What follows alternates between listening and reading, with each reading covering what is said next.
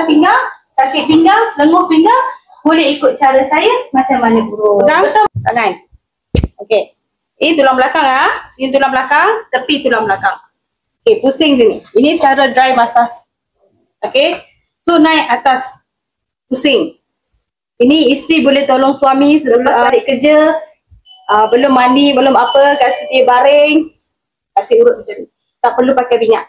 Mesti syok. Suami pun mesti sayang. Okey, naik atas ni. Sini semua point. Urat pinggang. Sakit pinggang.